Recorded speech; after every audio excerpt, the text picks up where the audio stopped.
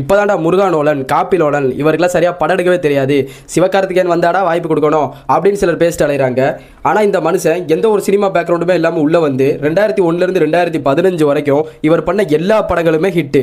ஏன் இவர் ப்ரொடியூஸ் பண்ண படங்களில் கூட ஒன்று கூட ஃப்ளாப் கிடையாது, எல்லாமே பயங்கரமான படங்கள். அந்த மாதிரி தரமான படைப்புகளை மட்டுமே உருவாக்குறதுல முக்கியமான ஆளாக இருந்தவர் தான் ஏஆர் முருகதாஸ். யார் யாவரு தலை தமிழ் சினிமாவுக்கு இல்லை இந்தியன் சினிமாவுக்கே காட்ஃபாதர்னு அன்னைக்கு சொல்லக்கூடிய டேரக்டர் சங்கர் இருக்கார் பாருங்க. அவரோட படங்களுக்கு போட்டி போட்டு டஃப் கொடுக்குற மாதிரி தான் இவரோட படங்கள் இருக்கும். அதனால அந்த காலத்தில் சங்கர் விசஸ் முருகதாசன் தான் எல்லாம் பேசிப்பாங்க. ராஜமௌலி அதுக்குள்ள வந்திருக்க மாட்டார். வெறும் தமிழில் மட்டும் கிடையாது, தெலுங்குல சிரஞ்சீவி வச்சு ஸ்டாலின், மகேஷ் பாபு வச்சு ஸ்பைடர், ஹிந்தியில் அமீர் கான் வச்சு கஜினி, அக்ஷய்குமார் வச்சு ஹாலிடே அப்படின்னு ஹிந்தி சினிமாலையுமே தெலுங்கு சினிமாவிலே சேர்ந்து அதிக வசூலை குவிச்சவர் தான் இவர். இவரோட படங்கள் எல்லாமே சங்கர் படங்கள் மாதிரி காசு சும்மா தனியாக செலவு பண்ணுற மாதிரி, பாட்டுக்கு மட்டும் செலவு பண்ணுற மாதிரி இல்லாமல் படங்களோட சீக்வன்ஸ்க்கும் ஸ்டண்ட்டுக்கும் யூஸ் பண்ணுற மாதிரி இவரோட அவுட்புட்கள் அவ்வளோ பயங்கரமாக இருந்திருக்கும், அவ்வளோ காஸ்ட்லியாக தெரிஞ்சிருந்திருக்கும்.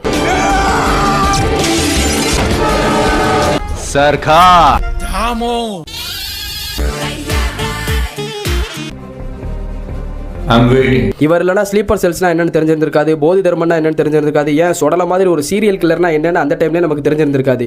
இப்படி தன்னோட எல்லா படங்களையுமே ஹீரோக்கு மட்டுமே முக்கியத்துவம் கொடுக்காம அவரோட படங்களில் நடிக்கிற வில்லனோட கேரக்டருக்கு அதிக முக்கியத்துவம் கொடுப்பாரு.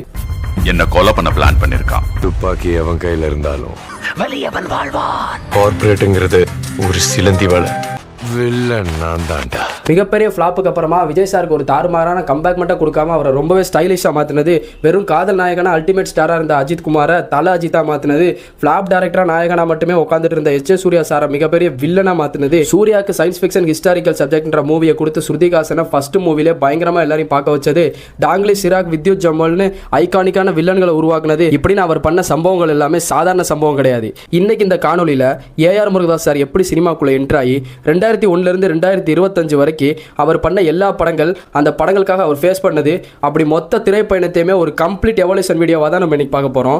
செம்ம இன்ட்ரெஸ்டிங்காக ஸ்டோரி இருக்கும். இதில் மெயினாக அவரோட வெற்றியை மட்டுமே சொல்லாமல் 2015 25 வரைக்கும் கடந்த 10 வருஷமாக அவர் ஏன் தோற்று போனாரோ, அவர் படங்கள் ஏன் தோற்று போதோ, அதுக்கு பின்னாடி இருக்கிற டார்க் சீக்ரெட்ஸ், இது எல்லாத்தையும் ஓப்பனாகவே பேச போகிறோம்.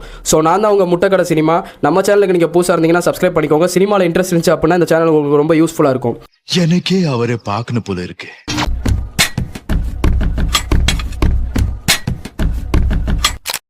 1997 ரச்சகன் படத்தில் அசிஸ்டன்ட் டைரக்டராக ஜாயின் பண்ணுறாரு. அவர் அசிஸ்டன்ட் டைரக்டராக ஜாயின் பண்ண முதல் படமே ஒரு பிரம்மாண்டமான படம். அதே வருஷம் பூச்சோடவா அப்படின்ற ஒரு படத்தில் ரைட்டராகவும் ஒர்க் பண்ணுறது மட்டும் இல்லாமல் அந்த படத்தில் ஒரு சீன்லேயுமே வந்துட்டு போகிறாரு. ஸோ அப்புறம் 2000 விஜயோட குசி படத்தில் அசிஸ்டன்ட் டைரக்டராக வேலை பார்க்குறாரு, அதுவும் நம்ம எஸ். ஜே. சூர்யா சார் கிட்ட. ஸோ இந்த ஒரு டைம் தான் அவரோட வாழ்க்கையில் மிகப்பெரிய டேர்னிங் பாயிண்ட்டாக அமைஞ்ச டைம். ஏன்னா அப்போ தான் அவர் தீனா படத்தோட ஸ்கிரிப்ட் எழுதிட்டு விஜய் கிட்ட சொல்லலாமா அஜித் கிட்ட சொல்லலாமான்னு ஒரு குழப்பத்தில் இருந்தார். இவங்க 2 பேர்கிட்டையும் போய் அப்ரோச் பண்ணுங்க அப்படின்னு சொல்லி எஸ். ஜே. சூர்யா சொல்லியிருந்திருக்காரு. ஸோ விஜய் சார் கிட்ட ஃபர்ஸ்ட் இந்த ஸ்கிரிப்ட் போன உடனே அவருக்கு ஆக்ஷன் ஸ்கிரிப்ட் பண்ணுறதுல அந்த டைமில் அவ்வளோ பெருசாக இன்ட்ரெஸ்ட் இல்லாதனால அவர் வேணான்னு சொல்ல, அதே டைம் அஜித் சாருக்கு இந்த படம் ரொம்ப பிடிச்சி போய் ஒத்துக்கிட்டாங்க. அப்படி ஸ்டார்ட் ஆன படம் தான் தீனா. 2001 பொங்கலுக்கு தீனா ரிலீஸ் ஆகுது. தன்னோட முதல் படத்தில் யார் அந்த டேரக்டர் எல்லாரையுமே திரும்பி பார்க்க வைக்கிறது மட்டும் இல்லாமல் வெறும் அல்டிமேட் ஸ்டார் அஜித் குமாராக இருந்தவரை தலை அஜித்தா மாற்றினது இந்த படம் மூலியமாக தான். ஸோ அஜித்துக்கு இது ஒரு நிரந்தரமான மாஸ் ஹீரோ இமேஜை உருவாக்கி அஜித்தோட கெரியரில் ஒரு பயங்கரமான ஹிட்டை கொடுத்தாரு. மலையாள நடிகரான சுரேஷ் கோபியை கூட தமிழில் முத அறிமுகப்படுத்தியிருந்தார் ஒரு பவர்ஃபுல் ரோலில். ஸோ விஜயோட ஃப்ரெண்ட்ஸ் படத்தோட இந்த படம் ரிலீஸ் ஆகுது. 2 படமே போட்டி போட்டு ஓடிட்டு இருக்குது. ஃப்ரெண்ட்ஸ் படம் என்னதான் காமெடியாக ஒரு என்டர்டெய்னிங்காக இருந்தாலும் தீனா படம் பக்கம் தான் எல்லா மக்களும் போகிறாங்க. அந்த படம் தான் ஒரு ஆக்ஷன் கலந்த படமாக அமைஞ்சு அந்த படம் தான் மிகப்பெரிய வெற்றி அடையுது. ஸோ அதுக்கப்புறம் 2002 விஜயகாந்த் சாரை வச்சு ஒரு படம் பண்ணுற வாய்ப்பு கிடைக்குது. அப்படி உருவான படம் தான் ரமணா. ஊழலுக்கு எதிராக பேசுகிற சக்தி வாய்ந்த சோசியல் ஆக்ஷன் த்ரில்லராக தான் இந்த படத்தை எடுத்திருக்காரு. ஏஆர் முருகதாஸோட பரபரப்பான ஸ்க்ரீன் பிளே அப்புறம் வித்தியாசமான கிளைமேக்ஸ் இந்த படத்துக்கு மிகப்பெரிய பலமாக அந்த டைமில் அமைஞ்சிச்சு. ஸோ விஜயகாந்த் சாருக்காகவே எழுதின மாதிரி இந்த படம் இருந்துச்சு. மெயினாக அந்த ஃப்ளாஷ்பேக் போர்ஷனில் வரதெல்லாம் பார்க்குறதுக்கு மனசுக்கு ரொம்பவே கஷ்டமாக இருந்துச்சு அந்த டைமில். அது மட்டும் இல்லாமல் விஜயகாந்த் சாருக்கு வந்து இன்னொரு ஷேடோ காட்டணும் அப்படின்னு சொல்லி அவருக்கு வேற ஒரு கெட்டப்பை கொடுத்துருந்துருப்பாங்க. அந்த கருப்பு விஜயகாந்தை பார்க்குறதுக்கு அவ்வளோ சூப்பராக இருந்திருக்கும். ஸோ இவ்வளோ பெரிய சமூக பிரச்சனை ஒரு கமர்ஷியல் சினிமாக்குள்ள கொண்டு வந்து நம்ம எல்லாருக்குமே விழிப்புணர்வு கொடுத்தாரு ஏஆர் முருகதாஸ் ரமணா படத்து மூலியமா. ஸோ அந்த டைம் டைரக்டர் சங்கரோட படங்கள்ல தான் ஊழல் பற்றி அதிகமாக பேசுவாங்க. அதே மாதிரி இவரோட படங்கள்லையுமே பேச ஆரம்பிச்சாங்க. இதனால இந்த படம் தீனா விட சூப்பர் ஹிட் ஆகி முருகதாஸை சமூகத்தில் ஒரு ஆளாக பார்க்க ஆரம்பிச்சாங்க. ஸோ 2 படமே சம ஹிட்டா ஓடினதுக்கு அப்புறம் ஏஆர் முருகதாஸ் அவரோட 3வது படத்தை எடுக்க வராரு. அந்த படம் தான் கஜினி. ஆரம்பத்தில் இந்த படம் வந்து பார்த்தீங்கன்னா அஜித் சாரை வச்சு தான் மிரட்டல் அப்படின்ற பேரில் அஜித் சாரையும் அசினியும் வச்சு ஃபோட்டோ ஷூட்லாம் பண்ணி ஒரு சில காட்சிகள்லாம் எடுத்துருந்துருப்பாங்க. அப்போ எடுத்த ஃபுட்டேஜ் எல்லாமே இன்னுமே என் கம்ப்யூட்டரில் இருக்குன்னு ஏஆர் முருகதாஸ் முருகதாஸே சொல்லியிருந்திருப்பாரு அஜித் சார் நடித்த அந்த போர்ஷன்ஸை. ஆனால் அஜித் சாரால் என்ன ஆச்சு அப்படின்னா அந்த டைமில் நான் கடவுள் படத்தில் அவர் பிஸியாக இருந்தார், அதனால் முடி வளர்த்துருந்தார். ஆனால் இந்த படத்தில் கம்ப்ளீட்லி மொட்டை அடிக்கணும், உடம்பு ஏற்றணும்னு வேறு மாதிரியான கான்செப்ட். ஸோ இதுக்கு வந்து பார்த்தீங்கன்னா அஜித் சார் செட் ஆக மாட்டாருன்னு சொல்லி அஜித் சார் வெளியில் போக இதுக்கப்புறம் இந்த கதையை நிறைய பேர்ட்ட அப்ரோச் பண்ணாங்க. ஆனால் யாரும் ஒத்துக்கலை. ஏன்னா இந்த கதைக்களத்தில் நடிக்கிறது ரொம்ப கஷ்டம். ஏன்னா உடல் உருவத்தை மட்டும் மாற்றிக்கிறது இல்லாமல் பாடி லாங்குவேஜ் எல்லாத்தையுமே கம்ப்ளீட்டாக மாற்றினா தான் இந்த படத்தில் நடிக்க முடியும்.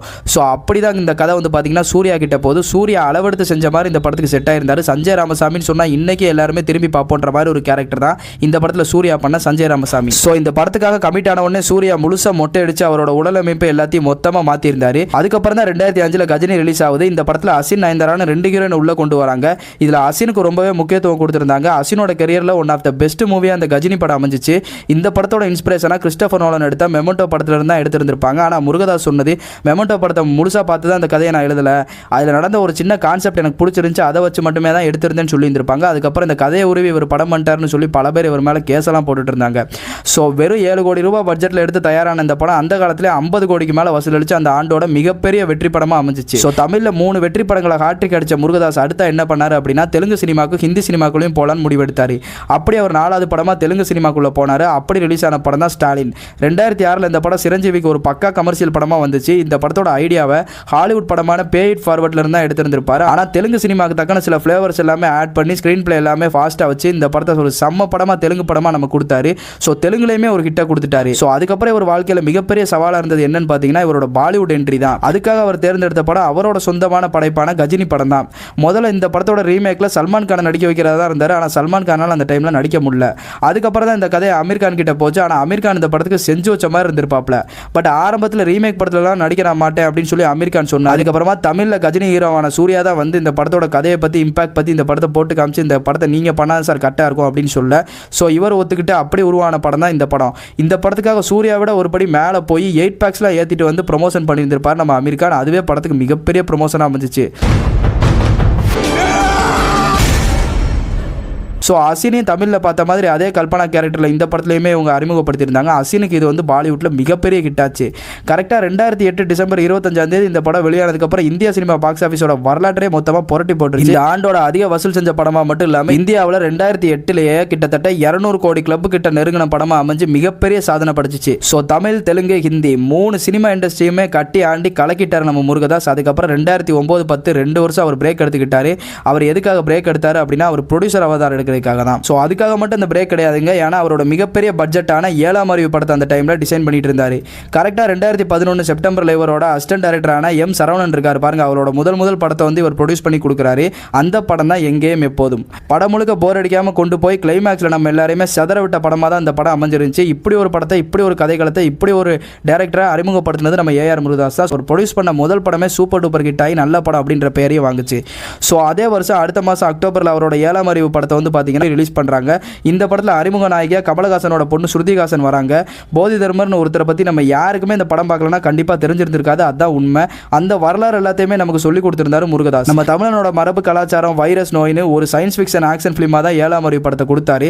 அன்னைக்கு காலத்துக்கு 90 கோடிக்கு மேலே எடுக்கப்பட்ட மிகப்பெரிய பட்ஜெட் படம் இது. படத்தோட குவாலிட்டியை பார்த்தாலே உங்களுக்கு தெரிஞ்சிருந்திருக்கும். அது மட்டும் இல்லாமல் டாங்லின்னு ஒரு மிகப்பெரிய வில்லனை இறக்கி அந்த வில்லனுக்காகவே படம் பார்க்கலாம்டான்னு சொல்கிற மாதிரி வில்லன் கேரக்டரை வேற லெவலில் பண்ணியிருந்தாரு. ஸோ இந்த படம் தீபாவளிக்கு விஜயோட வேலாயுதம் படத்தோட போட்டிக்கு வருது. ஆனால் இந்த படத்துக்கு சில மிக்ஸ்டு ரிவ்யூஸ் கிடைக்குது. ஏன்னா இந்த படம் அவ்வளோ பெருசாக புரியல, கொஞ்சம் குழப்பமாக இருக்குது. இந்த சயின்ஸ் சப்ஜெக்ட் எல்லாமே எங்களுக்குள்ள வந்து பார்த்தீங்கன்னா ஒட்டிட்டு எங்களால் பார்க்க முடியல. அதனால இந்த படம் வந்து எங்களை அவ்வளோ பெருசாக இம்பாக்ட் பண்ணலன்னு சொல்லி நிறைய பேர் மிக்ஸ்டு ரிவ்யூஸ் கொடுத்து நார்மலான ஒரு படம் பார்க்க போகலாம் அப்படின்னு சொல்லி எல்லாருமே கமர்ஷியல் படம் பார்க்க போகலான்னு சொல்லி வேலாயுதம் படத்துக்கு கிளம்பி போய் வேலாயுதம் படத்தை ஹிட் ஆக்கிட்டாங்க. ஸோ இந்த படத்துக்கு என்னதான் மிக்ஸ்டு ரிவ்யூஸ் ஆனாலுமே இந்த படம் நல்லாவே ஓடி சூர்யாவுக்கு முதல் 100 கோடியை கலெக்ட் பண்ணிச்சு அவரோட கெரியர். அடுத்து 2012 எல்லாரும் காத்துட்டு இருந்த ஒரு காம்போ தான் வந்துச்சு. அதுதான் விஜயோட முருகதாஸோட காம்போ. அந்த காம்போ தான் துப்பாக்கி படம். Let's finish the game. கரெக்டாக 2012 தீபாவளி அன்னைக்கு இந்த படம் ரிலீஸ் ஆகுது. இது வரைக்கும் இருந்த மொத்த தமிழ் சினிமாவோட வரலாறையே புரட்டி போட்ட வேற ஒரு படமாக தான் இந்த படம் வந்துச்சு. விஜய்க்கு இப்படி ஒரு ஸ்டைலிஷான ஒரு கெட்டப் இது வரைக்கும் யாருமே கொடுத்ததில்லை. இந்த படத்தோட கதைக்களமாக இருக்கட்டும், இந்த படத்தோட வில்லன் வித்யுத் ஜம்மோலா இருக்கட்டும், ஹீரோயின் காஜல் அகர்வாலா இருக்கட்டும், எல்லாருமே கம்ப்ளீட்டாக வேற லெவலில் இருந்தாங்க. இதுக்கு முன்னாடி ரிலீஸ் ஆன வேலாயுத நண்பன் படத்துக்கும் இந்த படத்துக்குமே சம்பந்தமே இல்லாத மாதிரி தான் விஜயோட லுக்கே அமைஞ்சிருக்கும். அவரோட லுக்கை மட்டுமே அவ்வளோ பயங்கரமாக செதுக்கியிருந்தார். ஸோ விஜயோட கெரியர்லேருந்து இந்த படம் முதல் 100 கோடியை கலெக்ட் பண்ண மிகப்பெரிய படம். அது மட்டும் இல்லாமல் விஜய் கெரியர்லேயே இன்னைக்கு வரைக்கும் டாப் 1 பெஸ்ட் படம்னா அது துப்பாக்கி படம் தான். இந்த படம் மூலியமா தான் ஸ்லீப்பர் செல்ஸ்னா என்ன, டெரரிசம்னா என்ன, அதெல்லாம் எப்படி நடக்குதுன்னு எல்லாத்தையுமே சொல்லி கொடுத்தாரு. இது வரைக்கும் முருகதாஸ் எடுத்த தமிழ் படத்தில் இந்த படம் தான் அதிக கலெக்ஷனை கொடுத்து விஜய் வேற ஒரு கட்டத்துக்கு கொண்டு போச்சு. அதே வருஷம் இந்த படம் ஹிந்தியில் ரீமேக் பண்ணுறதாவும் அவர் ஐடியா வச்சிருந்தாரு. ஸோ ஹாலிடே அப்படின்னு உருவான படம் தான் நம்ம துப்பாக்கி படத்தோட ஹிந்தி ரீமேக். ஹிந்திலையுமே இந்த படம் நல்லா ஹிட் ஆகி ஆல்ரெடி விஜய் வெர்ஷனை ஹிந்தியில் பார்த்தாலுமே அவங்க அக்ஷய்குமார் வெர்ஷனையும் பார்த்து ஹிந்திலையுமே இந்த படத்தை ஹிட் கொடுத்துட்டாங்க. ஸோ 2013 வத்திக்குச்சி அப்படின்னு ஒரு படத்தை ப்ரொடியூஸ் பண்ணுறாரு. இந்த படம் மூலியமாக தான் அவரோட தம்பியை ஹீரோவாக கொண்டு வந்து இன்ட்ரடியூஸ் பண்ணுறாரு. முதல் படத்துல ஆகா ஓகோன்னு பில்டப் இல்லாமல் நல்ல ஒரு கதை களத்துக்குள்ள கொண்டு போய் ஒரு சூப்பர் படத்தை கொடுத்தது மட்டும் இல்லாமல் அதே வருஷம் அட்லிக்கு ராஜா ராணின்னு அப்படி ஒரு படத்தை ப்ரொடியூஸ் பண்ணி ஒரு மிகப்பெரிய டேரக்டரான அட்லி நமக்கு இன்ட்ரடியூஸ் பண்ணி அட்லிக்கு ஒரு நல்ல படத்தை கொடுக்காரு. ஸோ அடுத்து 2014 தீபாவளிக்கு ரிலீஸ் ஆகுது கத்தி. துப்பாக்கியோட மாபெரும் வெற்றிக்கு அப்புறமா விஜய் ஏஆர் முருகதாஸ் கூட்டணியில் மீண்டும் வந்துச்சு. ஆனால் இந்த முறை ஒரு சாதாரண ஆக்ஷன் படமாக மட்டும் இல்லாமல் விவசாயிகளோட பிரச்சனையை மையமாக வச்சு ஒரு சக்தி வாய்ந்த சமூக கருத்தை கமர்ஷியல் சினிமா கொண்டு வந்தாரு நம்ம முருகதாஸ். துப்பாக்கின்னு ஒரு ஆயுதத்தோட பேரை வச்சாச்சு, அதுக்கு ரைமிங்காக கத்தின்னு இந்த படத்தோட டைட்டில் வச்ச உடனே எல்லாரோட கவனமும் இந்த படம் மேலே திரும்பிச்சு. இந்த படத்துக்காக ரிலீஸ் பண்ண ஃபர்ஸ்ட் லுக் மோஷன் போஸ்டர்ஸாக இருக்கட்டும், இந்த படத்துக்காக ரிலீஸ் பண்ண இந்த பெயிண்டிங் போஸ்டர்ஸ்னு எல்லாமே படத்தோட ஹைப்பை ரொம்பவே உருவாக்குச்சு. அது மட்டும் இல்லாமல் ஹிப்ஹாப் தமிழ் அந்த டைமில் டாப்பில் இருந்தார். அவர் ஒரு சாங் பாடியிருக்காரு. அனிருத்தோட மிகப்பெரிய பட்ஜெட் மூவி அப்படிலாம் சொல்லி அந்த செல்ஃபி புல்லன்ற சாங்கெல்லாம் பயங்கரமான ஹிட் ஆச்சு படம் வரதுக்கு முன்னாடி இருந்தே. ஸோ இந்த படத்துக்காக கத்தின்னு ஒரு கேம் கூட ரிலீஸ் பண்ணியிருந்தாங்க. அந்த கேம் எல்லாம் அப்பயே பிளே ஸ்டோரில் எல்லாருமே விளையாண்டாங்க. விஜய்க்கு வந்து பார்த்தீங்கன்னா இந்த கேம் தான் ஃபர்ஸ்ட் கேம். ப்ரொமோஷன் அப்படின்றது பீக் லெவலில் இருந்துச்சு. ஏன்னா இந்த படம் வந்து லைக்கா ப்ரொடக்ஷன் அஃபிஷியலாக ப்ரொடியூஸ் பண்ண ஃபர்ஸ்ட் படம். ஸோ இவங்க ப்ரொடியூஸ் பண்ணனாலே இந்த படத்துக்கு ஏகப்பட்ட பிரச்சனை வந்துருச்சு. இவங்க எப்படி இந்த படத்துக்கு ப்ரொடியூஸ் பண்ணலாம், இலங்கை பிரச்சனை அது இதுன்னு சொல்லி இந்த படத்தை ரிலீஸ் பண்ணக்கூடாது நிறைய தடையெல்லாம் போட்டாங்க. ஆனால் அந்த தடை எல்லாத்தையுமே உட தெரிஞ்சு தீபாவளிக்கு தான் இந்த படம் ரிலீஸ் ஆச்சு. என்னைக்குமே அனிருத் மியூசிக் வந்து பார்த்தீங்கன்னா ஏஆர் முருகதாஸ் சார் யூஸ் பண்ணதே கிடையாது. பட் ஃபர்ஸ்ட் டைம் நம்பி கொடுத்தாரு, நம்பின மாதிரியே தரமாக செஞ்சுட்டாரு.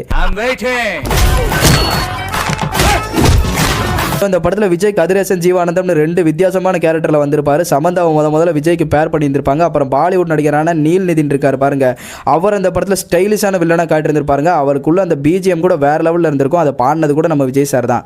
ஸோ முருகதாஸ் வில்லன்னாலே எப்பயுமே ஸ்டைலிஷாக இருப்பாங்க. அதனால இவரோட லுக்குக்கும் ஒரு தனித்துவமான கெட்டப் வேணும் அப்படின்னு சொல்லி பயங்கரமாக இவரோட லுக்கை செதுக்கியிருந்தார். இவருக்கு அந்த டைமில் ஃபேன்ஸ்லாம் அதிகமாக இருந்தாங்க. ஸோ கத்தி ஒரு விவசாய கதையை மட்டும் சொல்லாமல் தண்ணீர் பற்றாக்குறை, கார்ப்பரேட் நிறுவனங்களோட நில அபகரிப்பு, விவசாயியோட தற்கொலை, ஊழல், முதலாளித்துவத்தோட தாக்கம்னு பல சமூக பிரச்சனையை துணிச்சலாக பேசிச்சு. அது மட்டும் இல்லாமல் அந்த பிரஸ் மீட் சீன் எல்லாமே அந்நேரம் பல விவாதத்தை கலப்புச்சு. ஸோ இந்த படம் ரிலீஸ் ஆகிறதுக்கு முன்னாடி நான் சொன்ன மாதிரி ஏகப்பட்ட பிரச்சனை இருந்தாலுமே சொன்ன டேட்டுக்கு கரெக்டாக படம் வந்து இந்த படம் வந்து பார்த்தீங்கன்னா வெறும் 50 கோடி பட்ஜெட்டில் எடுத்து 120 கோடிக்கு மேலே வசூல் பண்ணி அந்த ஆண்டோட மிகப்பெரிய பிளாக் பஸ்டராக அமையுது. ஸோ அதே வருஷமே என்னாச்சுன்னா சிவகார்த்திகேயன் ரைசிங் ஸ்டாராக வளம் வந்துட்டு இருந்தாரு. அந்த படம் தான் மான் கராத்தே. ஸோ இதில் ஓப்பன் த டாஸ்மாக் அப்படின்ற ஒரு பாட்டில் கூட வந்திருந்திருப்பாரு. இவர் ஏன் வந்தார்னா இந்த படத்தை ப்ரொடியூஸ் பண்ணது இவர் தான். ஸோ மக்களுக்கு எல்லாம் கலகலன்னு பார்க்கறதுக்கு ஒரு சூப்பர் படமாக மான் கராத்தே அப்படின்ற படத்தையுமே அதே வருஷம் ப்ரொடியூஸ் பண்ணி சிவகார்த்திகேயனுக்கு மிகப்பெரிய ஹிட் கொடுக்காரு. ஸோ மான் கராத்தே மாதிரி 7ஆம் அறிவு, கத்தி, துப்பாக்கின்னு இவரோட நிறைய படங்களில் இவரே வந்து பார்த்தீங்கன்னா கேமியோவாக வந்துட்டு போயிருந்திருப்பாரு. அவரை வந்து தேட்டரில் நோட்டீஸ் பண்ணி பார்க்கறதுக்கு அவ்வளோ சூப்பராக இருக்கும். ஸோ 2014 வரைக்கும் இவரோட கெரியர் வந்து பீக்கில் போயிட்டு இருந்துச்சு. ரொம்பவே நல்லா போயிட்டு இருந்துச்சு. ஒரு படம் கூட ஃப்ளாப் கொடுக்கல. அவர் தயாரித்த படங்கள் கூட ஒன்று கூட ஃப்ளாப் ஆகல மாதிரி எல்லாமே ஹிட்டாக இருந்துச்சு. எல்லாமே அவர் லைஃப்பில் லாபமாகவே தான் இருந்துச்சு. ஆனால் அன்னைக்கு 2015 வந்ததுலேருந்தே இவரோட ஃபால் ஸ்டார்ட் ஆயிடுச்சுன்னு சொல்லட்டும். அப்படி அவர் முத ப்ரொடியூஸ் பண்ணி வாங்கி கட்டிக்கிட்ட படம் தான் நம்ம விஜய் மில்டன் எடுத்த 10ன்றதுக்குள்ள. இந்த படத்தை ஏன் எடுத்தாங்க, எதுக்கு எடுத்தாங்கன்னு இன்னைக்கு வரைக்கும் தெரியாத மாதிரி தான் அந்த படம் இருக்கும். ஸோ இது ஒரு படம் சொல்லி இந்த படத்தை ப்ரொடியூஸ் பண்ணி தேவையில்லாமல் நஷ்டமும் ஆயிட்டாப்ல. அதுக்கு அடுத்த வருஷம் 2016 என்ன பண்ணிட்டாரு, அக்கீரா அப்படின்னு சொல்லி ஒரு ஹிந்தி படம் எடுக்க போறேன்னு சொல்லிட்டு நம்ம தமிழ் படம் அருள்நிதி நடிச்ச மௌனகுரு படத்தை நாங்கள் வந்து ஃபீமேல் வெர்ஷனில் ரீமேக் பண்ணுறேன்னு சொல்லி தேவையில்லாமல் சில விஷயங்கள் பண்ணியிருந்திருப்பாரு. இவர் லைஃப்பில் இவர் தேவையில்லாமல் பண்ண விஷயம் இதுதான்.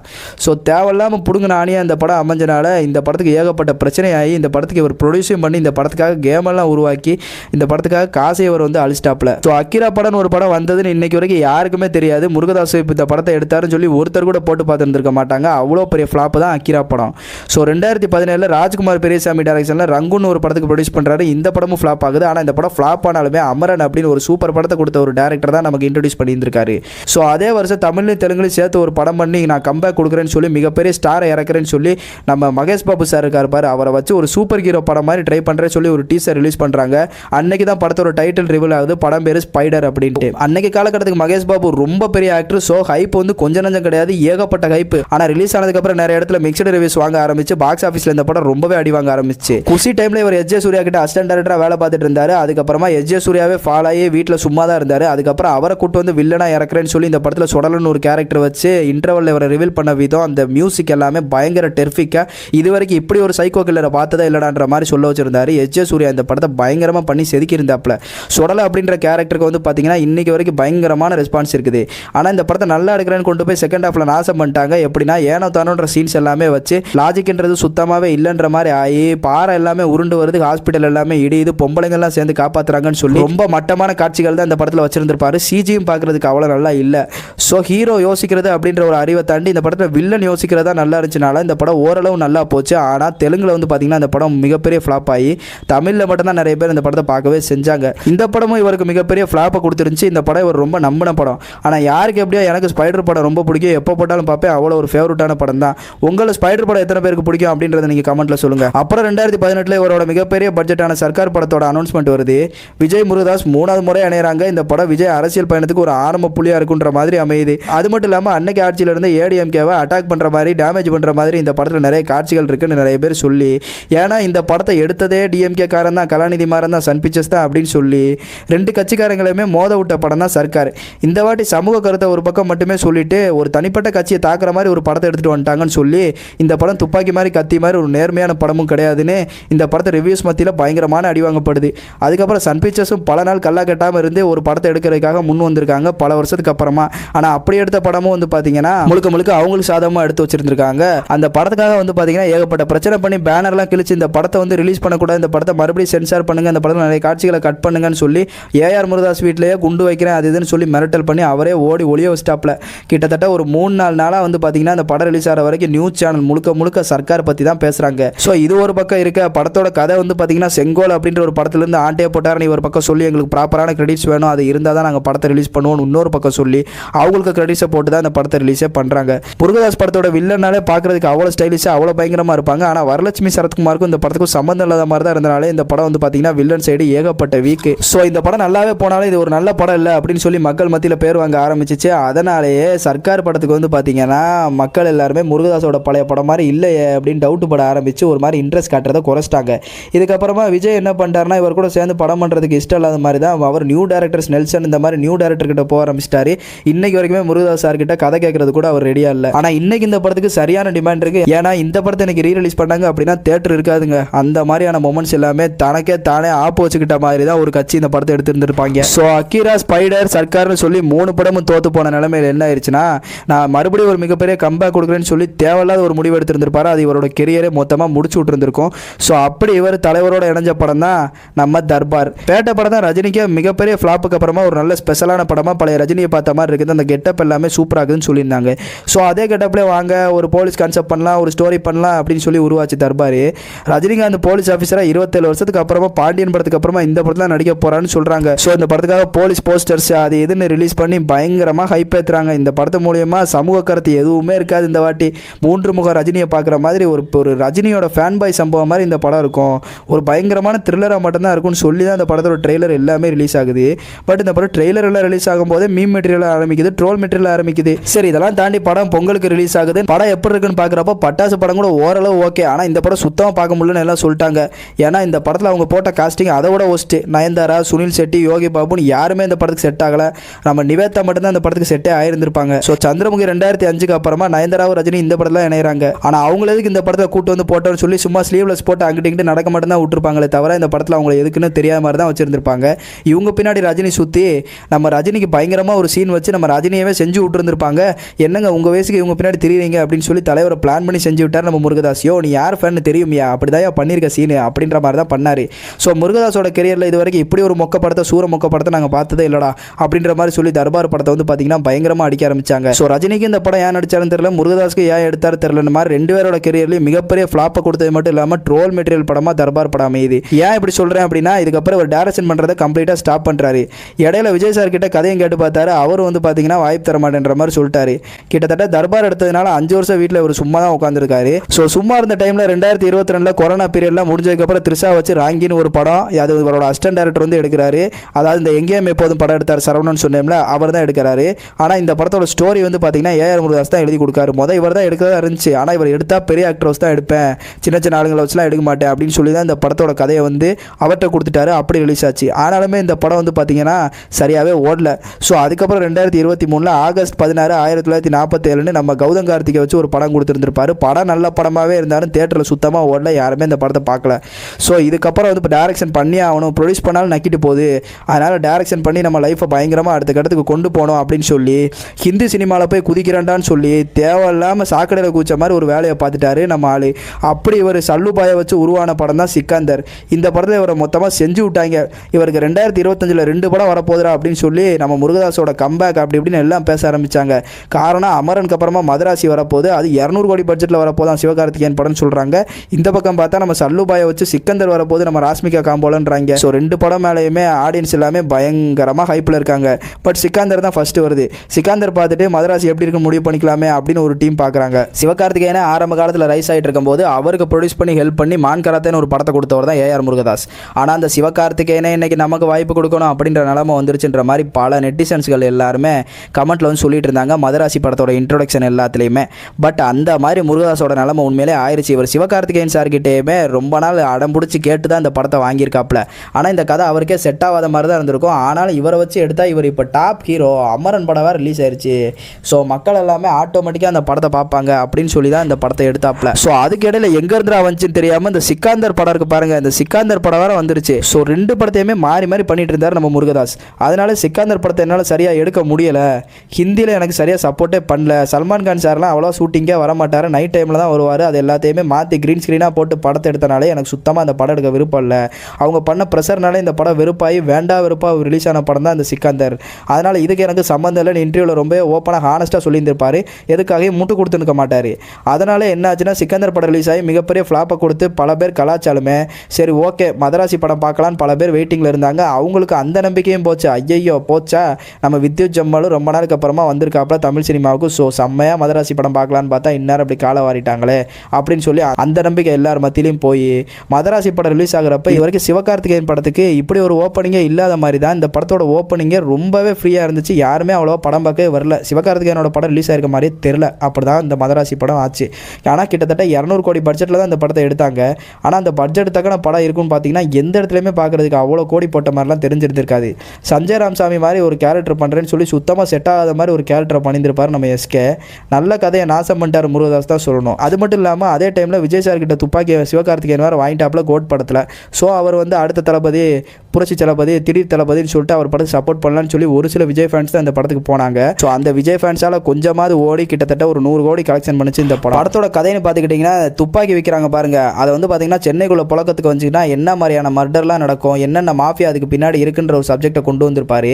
படத்தை நல்லாவே கொடுத்துருந்தாலும் இதுக்கு முன்னாடி அமரன் படத்தோட ஹைப்பில் இந்த படத்தை பார்த்தனால யாருக்குமே பிடிக்கல இந்த படம். படத்தில் 2 ஹைலைட் யாருன்னு பார்த்தீங்கன்னா ஒன்று வித்யுத் ஜம்மல், 2வது நம்ம ருக்மிணி வசந்த். இவங்க 2 பேரை பார்க்குறதுக்கு மட்டும்தான் படம் பார்க்குறதுக்கு ஃப்ரெஷ்ஷான ஒரு படமாக இருந்துச்சு. ஸோ இதோட இவரோட எவல்யூஷன் முடியுது. ஒரு காலத்தில் தமிழ் சினிமாவோட நம்பிக்கைக்குரிய டைரக்டரில் ஒருத்தராக இருந்தவர் தான் இவர். இவரோட படங்களை வெறும் படமாக மட்டுமே கொடுக்காம வலுவான கதை, சமூக கருத்து, கமர்ஷியல் என்டர்டைன்மெண்ட்னு பரபரப்பான ஸ்க்ரீன் பிளேன்னு பயங்கரமாக கொடுப்பாரு. ஆனால் அதுக்கப்புறம் இவர் பண்ண மிஸ்டேக் என்னன்னு தெரியுமா? சின்ன சின்ன ஆக்ட்ரஸ் வச்சு நல்ல கதை எல்லாத்தையுமே மேக் பண்ணி நல்ல ஸ்க்ரீன் பிளே வச்சு ஒரு நல்ல படத்தை கொடுத்துருந்துருக்கலாம். ஆனால் இவர் பண்ண தப்பு மகேஷ் பாபு, விஜய், சல்மான் கான், ரஜினி மாதிரி நான் எடுத்தால் பெரிய ஹீரோஸ் தான் எடுப்பேன், அவங்க ஃபேன்ஸை சாட்டிஸ்ஃபை பண்ணுற மாதிரி காட்சிகள் எல்லாம் உள்ளே இருக்கணும்னு சொல்லி இவர் வந்து பார்த்தீங்கன்னா கதைக்கு காம்ப்ரமைஸ் ஆகாமல் ஹீரோக்கு காம்ப்ரமைஸ் ஆகி படம் பண்ணி உண்மையிலே இவரோட ஃபார்முலாவை அழிச்சிக்கிட்டாருன்னு தான் சொல்லணும். ஸோ அதனால தான் இப்போலாம் பழைய முருகதாஸோட படங்களை கம்ப்ளீட்டாக பார்க்குற மாதிரி எந்த படங்களுமே இல்லை. இப்போ கூட சிவகார்த்திகேயனை வச்சு தான் நான் மதராசி எடுப்பேன்னு சொல்லி அடம் பிடிச்சி வந்து எடுத்திருந்திருக்காரு. இந்த கதையை ஆர்யா விஷால் மாதிரி யாரையா வச்சு பண்ணியிருந்தாங்கன்னா கூட பார்க்குறதுக்கு உண்மையிலே ஒரு இரும்பு திரை படம் பார்க்குற மாதிரி நல்லா செட்டாக இருந்திருக்கும். இது எல்லாத்தையுமே தாண்டி இவரால் நிறைய பேர் வாழ்ந்தாங்கன்னு தான் இருந்திருக்காங்களே தவிர இவரால் அழிஞ்சாங்கன்னு சொல்லி கெரியரில் ஒருத்தர் கூட சொல்ல முடியாது. ஸோ அவரோட காலங்களில் வாழ்ந்திருந்தால் அவரோட படங்களோட அருமை புரிஞ்சிருந்திருக்கும். இன்னைக்கு 2K ஜென்ரேஷனுக்குலாம் அந்த அருமை சத்தியமாக புரியாது. So any time best director அப்படின்னா ஏஆர் முருகதாஸ் தான். அவர் இனிமேல் பண்ண போகிற ப்ராஜெக்ட் மக்களுக்கு நம்பிக்கை தர மாதிரி ப்ராஜெக்டாக இருந்தால் ரொம்பவே நல்லாயிருக்கும். பெரிய ஆக்டரோட காம்ப்ரமைஸ் பண்ணிட்டு படம் எடுக்காமல் நல்ல படத்துக்கு வந்து பார்த்தீங்கன்னா பட்ஜெட் கம்மியாக இருந்தாலும் படத்துக்காக ஸ்க்ரீன் பிளேக்காக உழைச்சார் அப்படின்னா அவர் படங்கள் பார்க்குறதுக்கு மறுபடியும் ஒரு ரமணா தீனாவெல்லாம் நம்ம கண்ணில் பார்க்கலாம். ஸோ அது வரைக்கும் உங்கள்கிட்ட இருந்து விடைபெறுறது நான் உங்கள் MKC. நம்ம சேனலுக்கு நீங்கள் புதுசாக இருந்தீங்கன்னா நம்ம சேனலை சப்ஸ்கிரைப் பண்ணிக்கோங்க. இதே மாதிரி டேரக்டர்ஸ் பற்றி எல்லா ஸ்டோரியுமே கம்ப்ளீட்டாக வந்துட்டே இருக்கும். ஸோ மக்களே டைம் ஆயிடுச்சு, நம்ம அடுத்த காணொலியில் சந்திக்கலாம். வரட்டா இதுக்கப்புறம் வீடியோ வந்து பார்த்தீங்கன்னா கண்டினியூஸாக வரும். ஸோ இப்போ சப்ஸ்கிரைப் பண்ணிக்கோங்க. பாய் பாய் மக்களே.